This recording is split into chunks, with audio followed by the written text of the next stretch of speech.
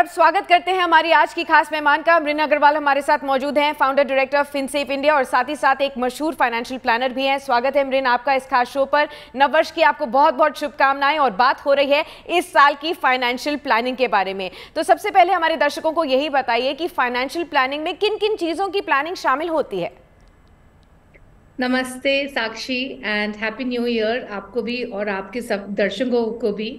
तो सबसे पहले जब हम फाइनेंशियल प्लानिंग की बात करते हैं या तो आप साल के शुरुआत में कर सकते हैं, कैलेंडर ईयर के बिगनिंग में कर सकते हैं, या आप फाइनेंशियल ईयर के हिसाब से कर सकते हैं। बट ये बहुत ज़रूरी है कि हर साल, एक तो अगर आपका फाइनेंशियल प्लान ऑलरेडी है तो आपको हर साल उसका चेक करना चाहिए कि क्या स्टेटस में है। और अगर आपने फाइनेंशियल प्लानिंग अभी तक नहीं की है तो ये बहुत ज़रूरी है कि हम अपने सारे इन्वेस्टमेंट्स को देखें और एक फाइनेंशियल प्लान बनाएं।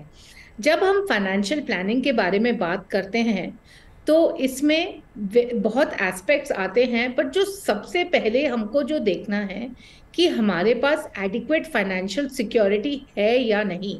और इसके लिए आपको देखना है कि अगर कल कुछ हो गया और हमें सडनली कुछ अमाउंट की ज़रूरत पड़ गई तो हम कहाँ से वो पैसे निकालेंगे।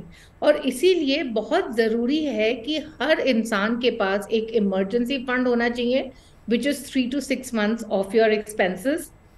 इंश्योरेंस, आई एम श्योर आपके पास ऑलरेडी इंश्योरेंस है, बट क्या वो काफी है? जी, आजकल के हिसाब से जितने खर्चे हैं, फॉर एग्जांपल अगर हम हेल्थ इंश्योरेंस के बारे में बात करें तो जिस हिसाब से खर्चे हैं किसी भी छोटे ऑपरेशन के लिए भी, उस हिसाब से क्या आपके पास एडिक्वेट कवरेज है या नहीं, ये आपको चेक करना पड़ेगा।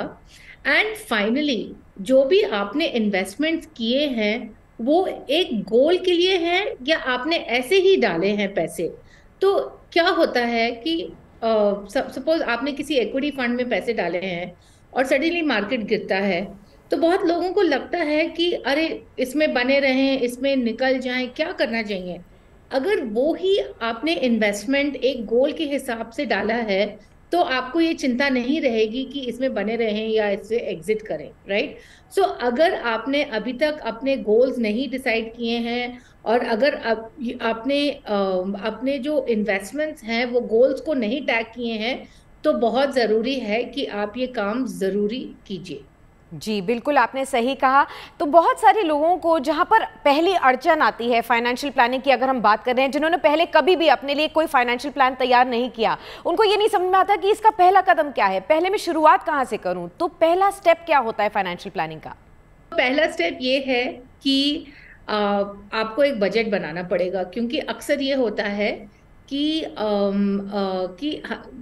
हम लोग ट्रैक नहीं करते हैं कि हम लोग हर महीने कितने पैसे बचा रहे हैं। बिल्कुल बिल्कुल, ऐसा होता है कि जो भी बचता है हम उससे इन्वेस्टमेंट करते हैं। एक्चुअली करना ये चाहिए कि पहले इन्वेस्टमेंट करना चाहिए और फिर जो बचेगा उसमें से आपको खर्चे करने चाहिए। तो सबसे पहले तो आपको एक बजट बनाना पड़ेगा ताकि आप इंश्योर कर सकें कि आप हर महीने इन्वेस्ट कर रहे हैं। दूसरा, जैसे कि मैंने कहा कि सबसे पहले आपको फाइनेंशियल सिक्योरिटी के बारे में सोचना है, ना कि कौन से स्टॉक में पैसे डालें, अच्छा या गोल्ड में पैसे डालें, कहाँ हमारा पैसा जल्दी से डबल हो जाएगा। सबसे पहले फाइनेंशियल सिक्योरिटी बहुत इंपॉर्टेंट है। जी, और अब शुरुआत करते हैं कि मंथ वाइज आपको किस तरीके से इस पूरे साल भर में निवेश करना है, यानी कि कौन कौन सी डेट्स हैं जो आपको ध्यान में रखनी है, किस महीने में कौन सी फाइनेंशियल प्लानिंग की डेट आती है, जिससे कि पहले से ही आप प्रिपेयर्ड रहें। तो पहले हम शुरुआत करते हैं करंट क्वार्टर यानी कि जनवरी टू मार्च कैलेंडर ईयर का। अगर हम बात करें तो जनवरी से लेकर मार्च तक में इस कैलेंडर ईयर की शुरुआत में आप फाइनेंशियल प्लानिंग की कैसे शुरुआत करें, बहुत ज़्यादा ज़रूरी इसको लोग मानते हैं, क्योंकि एक तरफ तो ये कैलेंडर ईयर की शुरुआत है, दूसरी तरफ ये फाइनेंशियल ईयर का एंड है। तो कई सारे लोग जो पूरे साल भर में अभी तक कुछ नहीं कर पाए थे प्लानिंग, वो लगातार इस महीनों में ही अपनी प्लानिंग को डेफिनेटली कामयाब करने की कोशिश करते हैं। वीडियो पसंद आया तो हमें लाइक, कमेंट, शेयर और सब्सक्राइब जरूर करें।